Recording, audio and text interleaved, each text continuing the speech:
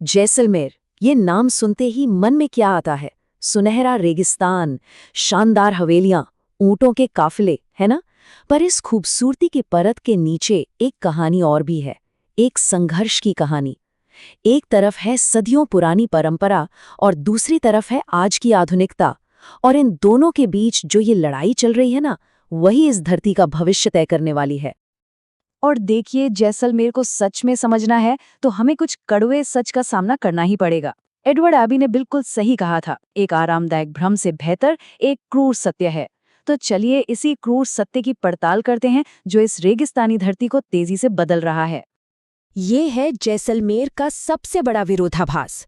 मतलब एक तरफ तो दिखता है ये सूखा कठोर परिदृश्य जहां संसाधन लगातार कम हो रहे हैं, और फिर बिल्कुल इसके उलट दूसरी तरफ है यहाँ के लोगों की वो गजब की रेजिलियंस, वो सदियों पुराना ज्ञान जिसने इस रेगिस्तान को भी गुलजार रखा। ये दो तस्वीरें एक ही जमीन की दो बिल्कुल अलग कहानियां कहती है।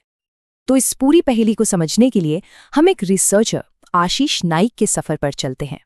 उनकी ये यात्रा शुरू होती है रेगिस्तान के कुछ बहुत ही खास पवित्र बागों से, जिन्हें ओरान कहा जाता है। अब ये ओरान क्या है? देखिए, ये सिर्फ पेड़ों का कोई झुंड नहीं है। ये सदियों से स्थानीय लोगों के जरिए बचाए गए पवित्र जंगल हैं। हर ओरान का अपना एक देवता होता है और यहाँ पेड़ काटना सोच भी नहीं सकते। ये प्रकृति और आस्था का एक ऐसा गहरा रिश्ता है जो आज भी जिंदा है। और यहीं पर हमें जमीन की दो अलग अलग हकीकतें देखने को मिलती हैं। एक तरफ है भड़ेरिया ओरान, देखिए कितना खूबसूरत, बिल्कुल वैसा जैसा उसे होना चाहिए। और फिर दूसरी तरफ है देगराय ओरान, जहां से गुजरती ये हाई टेंशन बिजली की तारें। ये एक तरह से उस कीमत की निशानी है जो विकास के नाम पर वसूली जा रही है। इस पूरे मामले पर एक स्थानीय किसान और कॉन्जर्वेशनिस्ट हैं सुमेर सिंह भाटी। उनका सवाल सीधा दिल पर लगता है। वो कहते हैं, मैं विकास के खिलाफ नहीं हूं, लेकिन मेरा सवाल ये है कि कैसा विकास और किसके लिए। सोचने वाली बात है ना? ये विकास आखिर किसके लिए हो रहा है? तो सवाल उठता है कि ये पवित्र जंगल, ये ओरान, इन बड़ी बड़ी कंपनियों तक पहुंचे कैसे? इसकी जड़ें काफी गहरी हैं, कॉलोनियल दौर तक जाती हैं। उस समय जो जमीन सरकार को रेवेन्यू नहीं देती थी, उस पर वेस्टलैंड यानी बंजर भूमि का ठप्पा लगा दिया गया। फिर आज़ादी के बाद हमारी राष्ट्रीय नीतियों ने भी इसी बंजर भूमि को प्रोडक्टिव बनाने पर जोर दिया। और इसका नतीजा, जिन ओरानों का कोई कागजी रिकॉर्ड नहीं था, उन्हें धीरे धीरे रिन्यूएबल एनर्जी कंपनियों को दे दिया गया। और ये कोई छोटी मोटी बात नहीं है। आंकड़ा देखिए, ये सच में चौंकाने वाला है।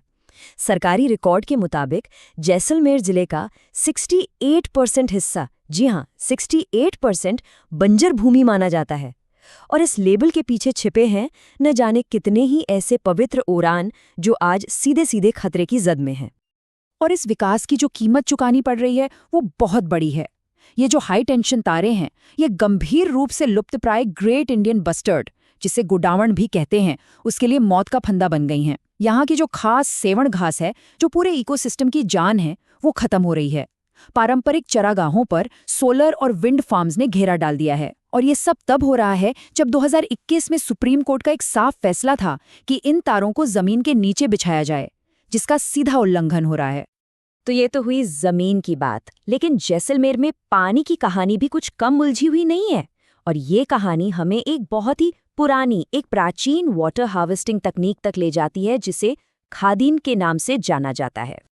सोचिए, आज से लगभग 800 साल पहले पालीवाल ब्राह्मणों ने एक ऐसी जबरदस्त वाटर हार्वेस्टिंग तकनीक बनाई जो रेगिस्तान में एक नखलिस्तान, एक ओएसिस बना देती थी। यह सिस्टम पानी को ऐसे रोकता था कि वहां खेती भी हो सके। मतलब उस जमाने की इंजीनियरिंग और प्रकृति की समझ का इससे बेहतर उदाहरण क्या होगा? लेकिन आज ये सदियों पुरानी विरासत भी खतरे में है। क्यों? क्योंकि जैसलमेर के मशहूर पीले पत्थर का जो अवैध खनन हो रहा है, वो आगोर को तबाह कर रहा है।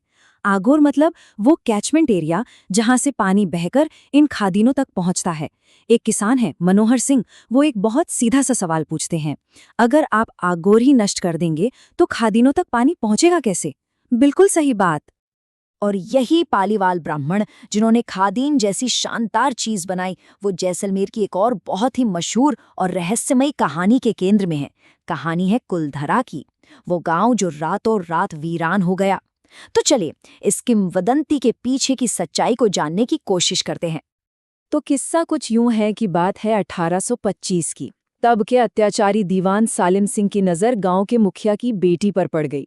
कहते हैं कि अपनी बेटी की इज्जत बचाने के लिए सिर्फ कुलधरा ही नहीं बल्कि आसपास के 83 गांवों के पालीवाल ब्राह्मणों ने रातों रात अपना सब कुछ छोड़ दिया और जाते जाते गांव को श्राप दे गए कि यहाँ दोबारा कभी कोई बस नहीं पाएगा। ये कहानी तो हम सबने सुनी है, पर क्या यही पूरी सच्चाई है या फिर साइंस कुछ और ही कहानी बताता है?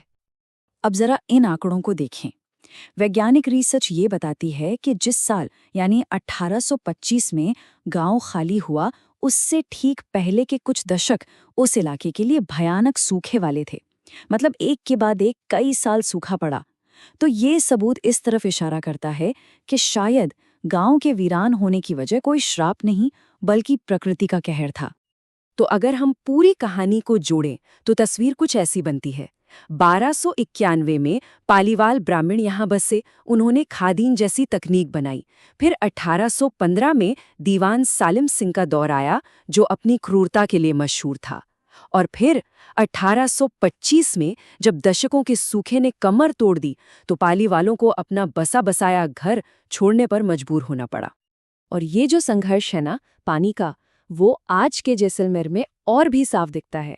जरा सोचिए, एक तरफ वो लोग हैं जिन्हें अपने महीने की कमाई का आधा से ज्यादा हिस्सा सिर्फ पानी के टैंकरों पे खर्च करना पड़ता है, और दूसरी तरफ टूरिस्टों के लिए बने वो आलिशान रिजॉर्ट्स हैं जहां हर एक टेंट के लिए एक प्राइवेट स्विमिंग पूल है। ये एक ही जमीन पर मौजूद दो अलग अलग दुनियाएं हैं। और ये सिर्फ कहीं सुनी बातें नहीं हैं, आंकड़े देखिए। 1991 से 2001 के बीच सिर्फ 10 सालों में जैसलमेर में ग्राउंड वाटर का इस्तेमाल 22,000% से भी ज़्यादा बढ़ गया। 22,000%। ये एक बहुत बहुत खतरनाक घंटी है जो हमें बता रही है कि हम कितने अस्थिर भविष्य की तरफ बढ़ रहे हैं। इस पूरी स्थिति पर डेविड एटनबरो की एक बात बिल्कुल फिट बैठती है। वो कहते हैं, जो कोई भी ये सोचता है कि एक सीमित वातावरण में असीमित विकास हो सकता है, वो या तो पागल है या एक अर्थशास्त्री। और जैसलमेर में जो हो रहा है वो इसी सोच का नतीजा है। लेकिन इन सारे दबावों और आंकड़ों के बीच एक उम्मीद भी है। वो उम्मीद है यहाँ के लोगों में, जिनके पास इस रेगिस्तान का असली ज्ञान है। इन्हें बेयरफुट ज्योग्राफर्स या नंगे पांव वाले भूगोलवेत्ता भी कहा जाता है। क्यों? क्योंकि इनकी समझ किताबों से नहीं बल्कि जमीन से, अपनी जड़ों से आती है। उनके पास बताने के लिए बहुत कुछ है। सदियों का वो ज्ञान है जो शायद इस धरती को बचा सकता है।